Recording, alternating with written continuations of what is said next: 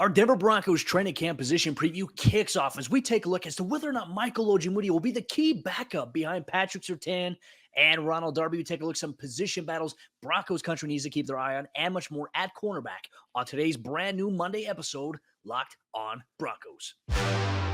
You are Locked on Broncos, your daily Denver Broncos podcast, part of the Locked on Podcast Network, your team every day. What's up, Broncos country? Happy Monday. Welcome back into a brand new episode, Locked on Broncos, your daily Denver Broncos podcast here on the Locked on Podcast Network, your team every day from the South Stands to the end zone. I'm your host, as always, Cody Roark, joined alongside by my co-host, Sayre Bediner. He's a site expert over there, predominantlyorange.com. And once again, Broncos country, happy Monday. Welcome back into the show. Thank you so much for making Locked on Broncos your first listen of the day, every single day, whether you listen on your favorite audio podcasting platform or whether you watch us on YouTube. We appreciate you so much. Make sure you hit that subscribe, that like, or that follow button so you never miss out on a day's worth of Denver Broncos news, content, coverage, and more. Sayre, it is finally here, our Denver Broncos training camp position preview, as we start taking a look at every position on this football team, looking at the players at that position, looking at key position battles Broncos country needs to keep their eye on all throughout training camp and the preseason. And we get to break it all down here. And when we're done with this entire series, we're going to be here for training camp. It's going to be ready. I'm excited, my man. I can't hardly believe it. I mean, it feels like we were just at the draft. It feels like we were just talking about free agency, and here we are. You know, the offseason gets a lot of flack for being kind of the dead time for a lot of sports, but I think people, you know, the entertainment from the Avalanche, the things going on with the NBA draft and all free agency trades, all that stuff, it kind of tides us over a little bit to now it seems like the offseason has blown on by. And here we are, like you said, we're talking about training camp. We're talking about position battles. We're talking about the roster and who's going to make up this Denver Broncos team that we think can be a Super Bowl contender. So who's going to be out there at the cornerback position? What are the battles? I'm excited to break it down today. Well, let's get into some of the key position battles Broncos country needs to keep their eye on when it pertains to cornerback. Now, first off, there is a lot of excitement around Michael Ojemudia so far based on what he's done this offseason. He's going to have competition with an offseason acquisition, kind of one of the under-the-radar acquisitions in free agency. Bless Austin initially had a tryout with the Broncos and then impressed enough to be signed to the team, to the active roster going into training camp. Well, it's not active. It's 90 players at this point. But Michael Ojemudia versus Bless Austin is one of these position battles Broncos country needs to keep their eye on, because whoever wins this, whoever plays the best in practice, whoever plays the best in preseason, this player will more than likely back up, be the key designated backup to both Patrick Surtain and Ronald Darby this season. Which I think is going to be a massive role, because as we saw last season, both of those guys needed some help. They needed some people behind them to step in and start some games while they missed time due to injury. And of course, you don't necessarily bank on injuries happening, but you got to plan for it. I mean, you got to be ready in case something like that happens. And so I think best case scenario, we're talking about, man, where does Michael Ojemudia fit into a healthy rotation, or where could Bless Austin fit into a healthy rotation? Worst case scenario, you're looking at those guys maybe starting some games for you. And that's where I think this position battle comes in extremely important in terms of just the overall list. I mean, the Broncos don't have a ton of starting jobs up for grabs. So it's really those key depth pieces that this roster that we're going to be looking at over the course of training camp. And this battle is a fascinating one, because I think that these two guys could end up both contributing to this roster, Cody, especially if they can prove some things on special teams, which I'll be fascinated to see. But both of these guys, interestingly enough, have some starting experience in the NFL. So I think that's going to play very much into their favor, with the other guys at the position kind of being younger. Well, and they're both younger, as you mentioned, right? OJ's entering his third year. Bless Austin's entering his fourth year in the NFL. And I like what you mentioned about these guys already have starting experience. We saw Michael Ojemudia play a lot. Like, he didn't start the week one game against the Titans, but when AJ Bouye separated his shoulder, he got in and he got thrusted in against AJ Brown, had an interception that got called back due to some BS call on Alexander Johnson that should have never been called there. So when you look at this, OJ has played 72% of the Broncos defensive snaps dating back to his rookie season in 2020. We know last year he sat out 15 weeks due to the injury he sustained in preseason. He was healthy early on, but the Broncos coaching staff and Vic Fangio, for some reason, did not elevate him when he should have been. He could have been an impact player a little bit early on in the season versus week 17 that we had seen there. When you look at Bless Austin, he's played 29 games in his career in the NFL, and he started in 17 out of those 29 games. But more recently, he spent time with the Seattle Seahawks last year, where he only started one game, but appeared in 11 for them. So he wasn't much. And that was a secondary too in Seattle that was really brutal. I mean, watching it, Sayre, they could not find a way to make a play on a football to save their life. They were a very, very rough unit to watch when it comes to covering wide receivers. Not sure Bless Austin fits in that category as to a reason why, but he only started one game in a very decimated secondary. So, you look at the writing on the wall, there's a lot of opportunities here. Now, I think one thing too, Sayre, when we look at it, this is one of those key position battles, as we talked about. Who can make the less amount of mistakes in practice? Who can make the less amount of mistakes in games? Practice is going to have its evaluation. If you make mistakes in practice, your job for your coaching staff is to correct and to keep teaching. And then the next day you come out and you have a rebound day. We have it happen all the time when we cover practice. Now, when you get in the preseason, that's where everything matters. That's about probably 80% of the evaluation is going to come against you, either for or against you from the coaching staff. So there's this position battle I'm super excited about, but there's also another one too as it pertains to the inside or to back up Kayvon Williams, the brand new free agency acquisition coming over from the San Francisco 49ers. If something were to happen to him, you need somebody valuable behind him. Who are some names that Broncos country needs to keep an eye on for the backup spot to Kayvon? Well, I think one of those names is a familiar face. Isang Bassi, the 2020 undrafted free agent who kind of cracked the rotation due to some injuries happening throughout that 2020 season. And then he himself suffered the injury, kind of slowly made his way back last year, ended up getting a little stint with the Los Angeles Chargers, and then bounced back to Denver after the season was over. The Broncos claimed him off of waivers when the Chargers let him go. So he's a name to watch if he's fully healthy. Remember, I mean, the luster has worn off a little bit, but I think a lot of Broncos fans were very excited to get him as an undrafted player a couple of years ago. So definitely, if there's some progression there, I think for sure he's somebody to keep an eye on. You also like the rookies, right? This is an opportunity where we saw, remember Chris Harris Jr. back in the day. He cut his teeth as a rookie, really impressing in the nickel spot.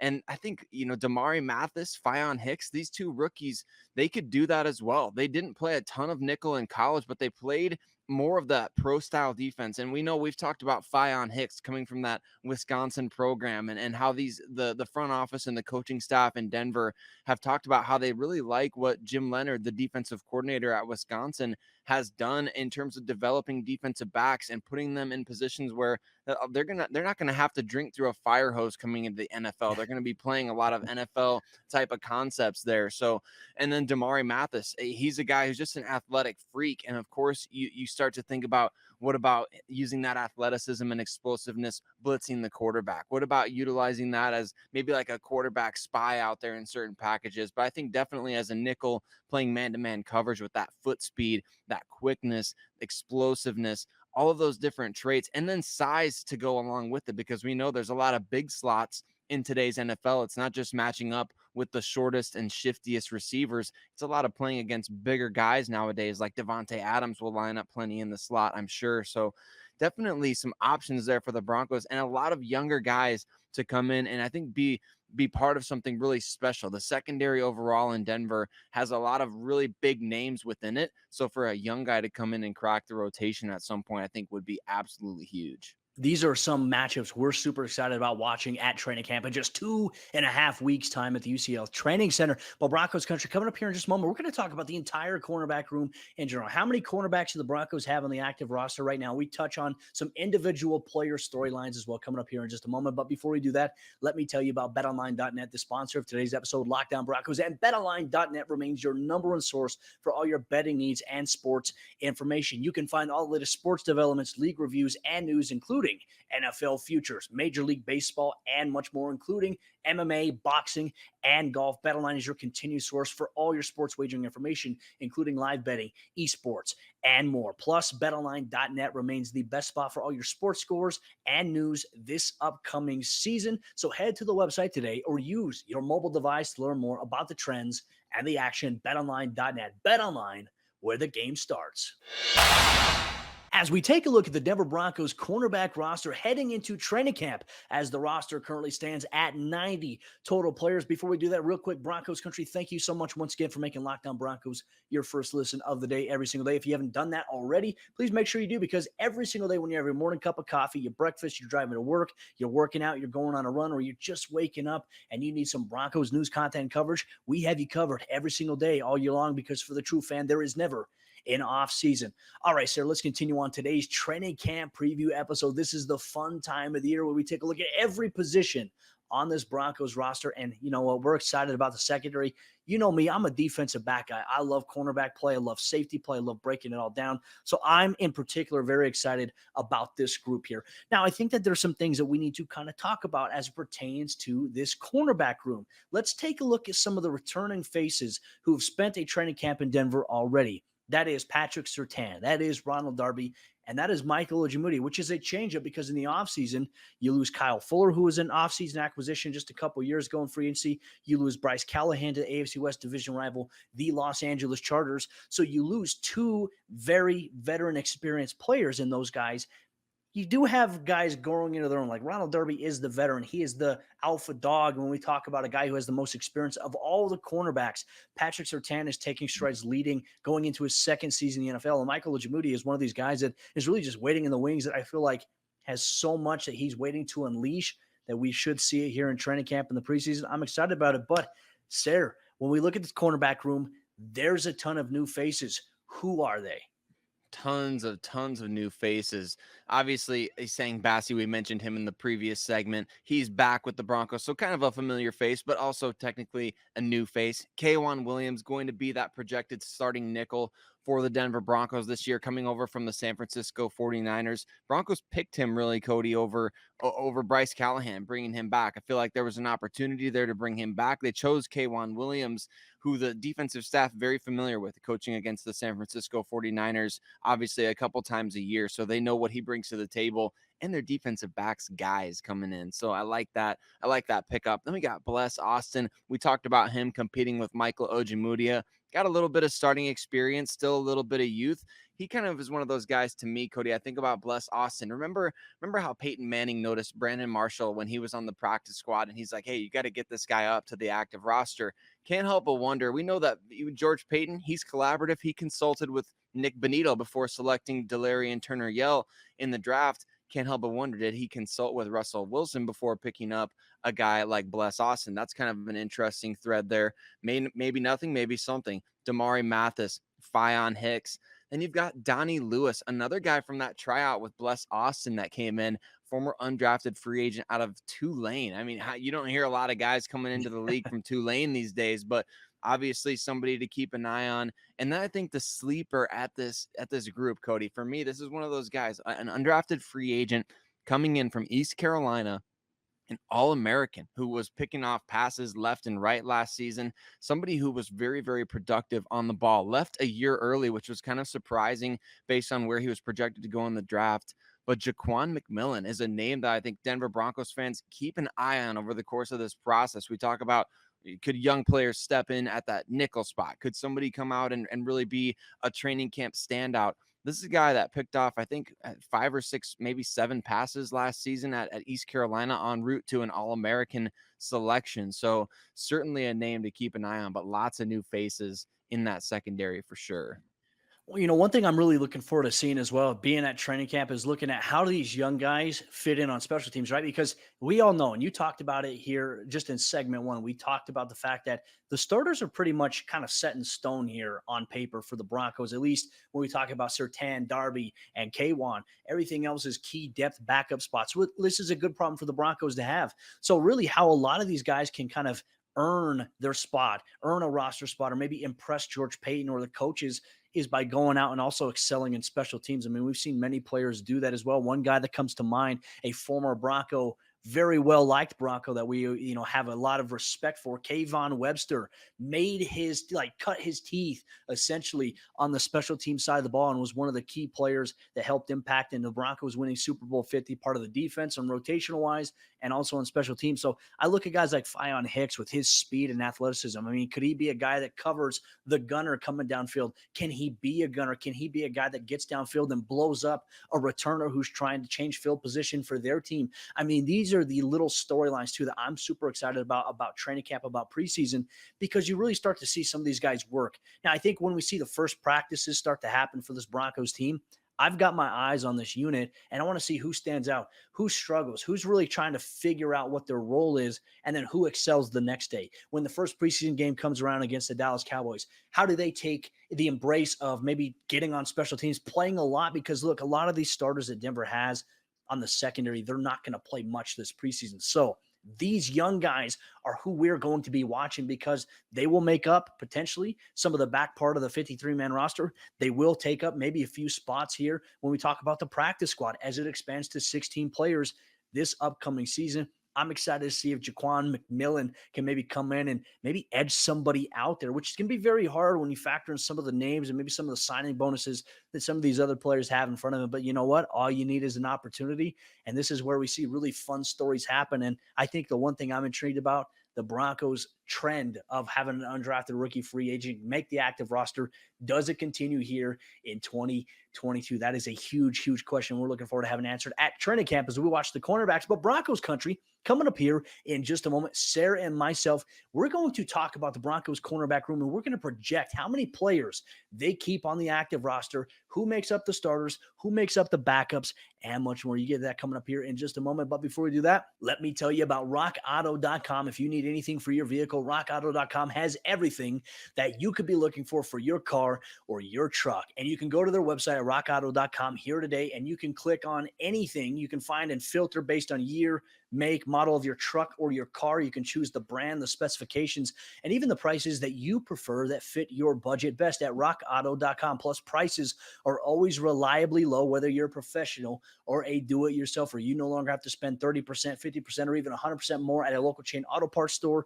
or a local car dealership when you can get them cheaper at rockauto.com and delivered directly to your doorstep. So head to rockauto.com here today, see all the parts available for your car or truck. Tell them that Lockdown Broncos sent you and their How Did You Hear About Us box so that they know that we sent you. Amazing selection, reliably low prices, all the parts your car will ever need. rockauto.com. As we talk about and project the Broncos cornerback room, how many players they're going to carry on the active roster here in 2022. Before we do that, just want to say thank you so much once again, Broncos country, for tuning into today's episode. Lockdown Broncos means the world to both Sayre Bediner and myself that you take time out of your day to listen to us talk and break down all things Denver Broncos related. Sayre, this is my favorite exercise after we do some of these training camp position previews, is projecting maybe how the active roster will look based on position. How many players will the Broncos carry on 53 at one position? Because you only get 53 roster spots. So this is where George Paton, this is where the coaching staff, the personnel department, they have to be very creative in terms of balancing what do they need versus what do they want. Like, do they need 6 or 7 cornerbacks? Do they need 8 wide receivers? You have to balance your priorities here. And this is something I'm looking forward to seeing. So let's give it a go here as to how we think it's going to play out for the Broncos when it's all said and done going into the regular season.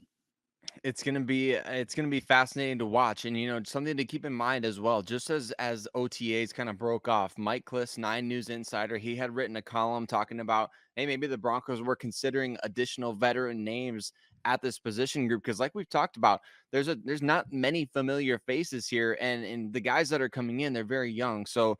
We'll see as training camp progresses. Maybe a veteran cornerback is considered. There's quite a few still out there on the market. We could explore that at another time. But for right now, I think we started off with the top dog, PS2, right? I mean, he's the number 1 guy on the depth chart, if that's even a thing. He's cornerback 1. He's the top defensive player on the team, arguably right up there with Justin Simmons. We talked about that in our episode going through the top 5 Broncos on the roster right now. We think Pat Surtain could end up being maybe the best non-quarterback on this team eventually, maybe at the end of this season. We'll see. So he's the top guy. followed by Ronald Darby, and then you got veteran Williams rounding out that top three. I think definitely, Cody, the top three, probably the top four with Michael Ojemudia, probably pretty set in stone at this point. Do you think they're going to, I want to know how many players you think they're going to carry? I personally believe the Broncos will carry 6 total cornerbacks on the active roster. I think they're going to reserve 1 or 2 spots on the practice squad for, player, whether it be one of these guys that don't make it out of the 10 that are currently on the roster right now going into training camp. I've got them carrying 6, and I agree with you in terms of the top 4: Surtain, Darby, Williams, Ojemudia. I also have Mathis and Hicks as the other guys here that are going to round out the top 6 here going into the 2022 regular season. Do you agree? Do you think they're going to carry 6, or do you have a different number? And do you expect somebody else to make the roster as well? I think 6 is the perfect number, just because you're probably looking at keeping, as much as they've talked about going with nickel and dime defenses. I think you have to keep at least 11 defensive backs, right? I mean, we'll talk about that in our safeties episode as well, how many we may think they're going to keep there. But I think 11 defensive backs sounds about right for what we're going to see personnel wise this season, at least what we were projecting that we're going to see. It's not like we know exactly what defensive coordinator Ejiro Evero is planning in terms of personnel, but I think 11 defensive backs is reasonable. 6 corners, 5 safeties. You got to have guys that contribute on special teams. And I think the only one that I would change on that list is, maybe, since we've been talking about Bless Austin versus Michael Ojemudia, the kind of I'm maybe thinking Bless Austin has a decent shot at being one of the 6 guys on the roster. And maybe he goes out, has a really strong training camp, strong preseason, proves, that he's right up there. As we know, Ojemudia has had an outstanding offseason. Maybe Bless Austin starts to get some of those headlines throughout training camp. So I think that'll be interesting to see. I think just a little more experience there from Austin, having those 17 starts, like you mentioned, 29 NFL games that he's appeared in. I think that could end up being very valuable. And you could sneak a guy like Kayvon Hicks maybe onto the practice squad. Like you said, keeping a couple guys there. I think that, and I would have no problem if Kayvon Hicks is that guy. And we talked about Yeah. him earlier on this offseason as Yeah. like, well, he's going to have a lot of abilities out there that a lot of college defensive backs just don't, based on the defense he played in at Wisconsin. So I feel like there's a pretty open-mindedness when it comes to this cornerback room, right? There's not like, oh, well, these 6 guys have to make it, but anybody else outside of that's going to have to play out of their mind in order to get onto this team. I feel like there's a pretty open road to the roster. If you're one of those back end guys, if you're, say, cornerback 5 or cornerback 6, we know Damari Mathis as a 4th round pick's not probably getting cut. But No. if you're a cornerback 6, that's up for grabs. So I would Yeah. say definitely these guys have an opportunity out there. Like you said with Jaquan McMillan, all you need is that one shot, that one opportunity. And I think our biggest hope too is that nobody gets hurt in practice, because that's always something we see around the NFL every single year. Once training camp happens, once things ramp up a little bit, we see someone tweak something, we see somebody get injured, carted off, and it's always kind of like, dang, this is ridiculous. Like, you want to avoid stuff like this. Luckily, it hasn't happened to the Broncos in quite some time. When we talk about training camp, I think that they've been very safe. And I think the coaches, especially with mandatory mini camp and everything else, like, they've been very cognizant of the contact rules that the new CBA definitely allows and permits for them to do. And they want to avoid guys taking each other's heads off. I mean, you don't want to do that because, granted, while you're trying to fight for a roster spot, especially if you're one of these back end guys, you can't take out your teammates. And I think one thing that'll be valuable before the Broncos' first preseason game, I think having that one day, you get one day to practice against the Dallas Cowboys, that'll be nice to kind of see and evaluate something in the site. And then you have that preseason game, which is going to open things up in Denver. I'm very excited about that. I know you are as well, Sayre.